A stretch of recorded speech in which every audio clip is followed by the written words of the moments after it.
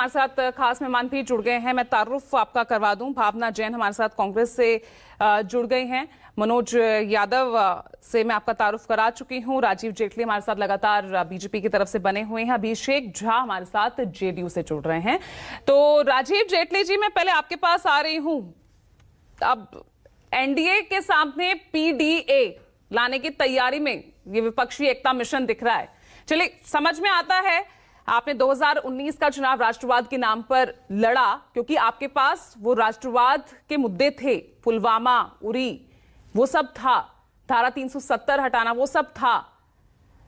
लेकिन अब विपक्ष आपकी ही पिच पर बॉलिंग करने की तैयारी में है।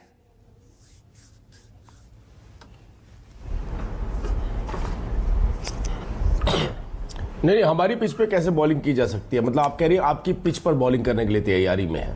राष्ट्रवाद को भी ऐसे क्या निर्धारित किया जा सकता है, ऐसे डिफाइन किया जा सकता है कि आप राष्ट्रवाद करेंगे तो हम भी कर लेंगे?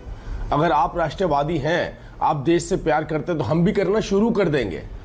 अगर इस तरीके से राष्ट्रवाद निर्धारित होता है तो ठीक है, फिर तो इनको अलायंस की बहुत बहुत शुभकामनाएं। PDA, patriotic democratic alliance. लेकिन पेट्रियोटिक डेमोक्रेटिक अलायंस से पहले मुझे लगता है गंगा जल हाथ में रख करके इन सबको शपथ खानी पड़ेगी कि हम अपने ऊपर भ्रष्टाचार को हावी नहीं होने देंगे, भ्रष्टाचार नहीं करेंगे। और भ्रष्टाचार अगर करेंगे तो उसमें से जितने भी पीडीए के साथी होंगे उनको बाहर कर दिया जाएगा। अगर ऐसी शपथ खाएंगे तो बताइए कहां पर खड़ा होगा ये पीडीए? क्योंकि एक भी ऐसा राजनीतिक दल नहीं है जो किसी न किसी रूप में भ्रष्टाचार में फंसा नहीं हुआ है।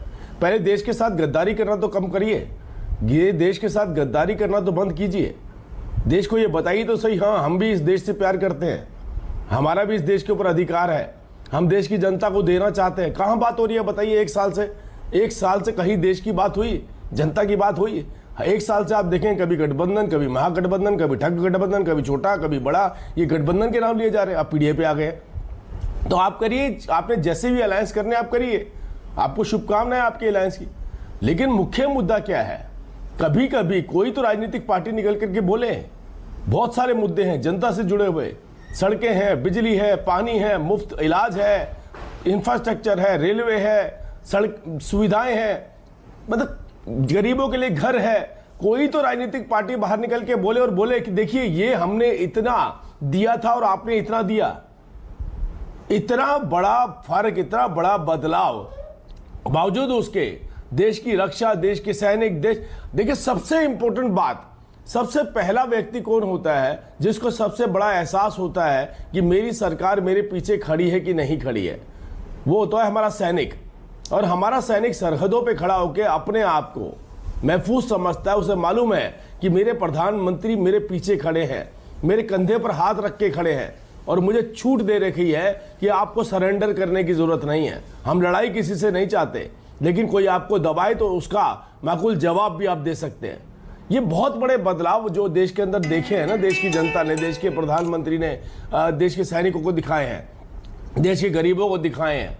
मुफ्त इलाज, 5-5 लाख रुपए का मुफ्त इलाज का भी सोचा चाहता आपने? लोगों के पास पट्टी करवाने के पैसे नहीं होते थे इस देश के अंदर। गरीब सड़क पर रिक्शे वाला अगर उसका एक्सीडेंट हो जाता था, उसको कोई देखने वाला नहीं होता था। कोई मजदूर काम करते करते गिर जाता था, उसका कोई इलाज करवाने वाला नहीं होता था। ये बदलाव करके दिखाया देश के प्रधानमंत्री नरेंद्र मोदी जी ने। तो हम कहते हैं इनको शुभकामनाएं। फिर भी अगर देखिए गठबंधन के अंदर इसको नाम कुछ भी दे दे, लेकिन एक भी पार्टी दूसरी पार्टी के साथ समन्वय बना पा रही है क्या? पहले देखिए पटना के अंदर इन्होंने जो है एक बैठक करी। पटना की बैठक के अंदर जो अंदर का स्वरूप देखने को आया, आगे पिता बैठे हैं तो पीछे पुत्र बैठे, आगे पीछे पिता बैठे हैं तो पीछे पुत्री बैठी है। हर परिवार का एक व्यक्ति अगली सीट पर, एक व्यक्ति पिछली सीट पर बैठा है। तो ये अपने परिवारों को बचाने की लड़ाई कर रहे थे या जनता की लड़ाई लड़ रहे हैं? अभी भी इनका मुख्य मुद्दा सिर्फ इतना ही है। आप बता दीजिए, इनके ऊपर से, सबके ऊपर से भ्रष्टाचार के अगर केसेस हट जाए तो ये कहां गठबंधन खड़ा होगा? अभी तो इतनी मजबूरी है इनकी भ्रष्टाचार के चलते कि हर व्यक्ति को दूसरे व्यक्ति का सहारा चाहिए। बावजूद उसके जिस तरीके से जूतम पैजार हो रहा है, वो अपने आप में दर्शा रहा है कि ये निजी एजेंडे हैं इनके, ये इनके अपनी अपनी, जिसे कहते हैं ना, वो भ्रष्टाचार की वजहों से मजबूरियां बन गई हैं। आप देखिए दिल्ली के अंदर ले लीजिए, बंगाल के अंदर ले लीजिए, कहां पर समन्वय बैठा? बंगाल की कांग्रेस यूनिट तैयार है, ममता दीदी के साथ खड़े होने के लिए? दिल्ली की कांग्रेस यूनिट तैयार है क्या अरविंद केजरीवाल के साथ खड़े होने के लिए? कम्युनिस्ट तैयार है क्या ममता दीदी के साथ खड़े होने के लिए? कोई नहीं तैयार है। और जिसको सबसे बड़ा राजनीतिक दल कहते हैं अखिलेश यादव जी, और वो जनता की बात कर रहे हैं। 5 लोकसभा की सीटें होती थी, बाईपोल इलेक्शन हुए, 5 में से घट के 3 रह गई हैं वो। तो इसका मतलब जनता अभी भी जवाब दे रही है ना। अभी राजीव रंजन जी ने बोला 100 से ऊपर तो नहीं जाया जा सकता।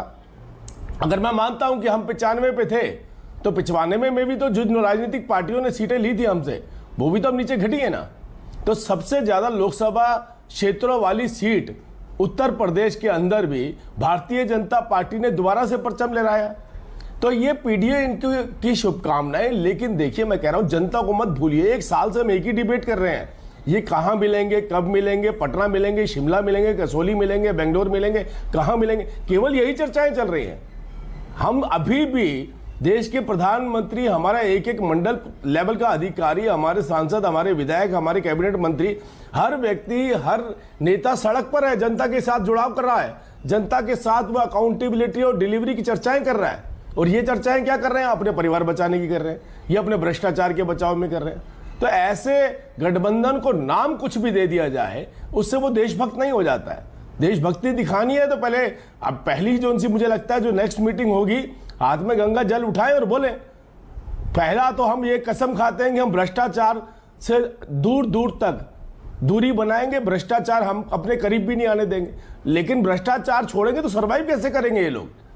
क्योंकि इन लोगों ने तो, आप देखिए ना, सबका बैकग्राउंड उठा के देखिए, साइकिल पर थे तो चार्टर्ड प्लेन पर आ गए हैं सब लोग। क्या क्या बदलाव हुए इनके परिवारों के अंदर? वही बदलाव क्या इनकी प्रदेश की जनता के अंदर हुए थे? नहीं हुए थे। वो बदलाव हमने करके दिखाए। ठीक है, तो फिर से राष्ट्रवाद ऐसे डिफाइन नहीं किया जा सकता। ठीक है।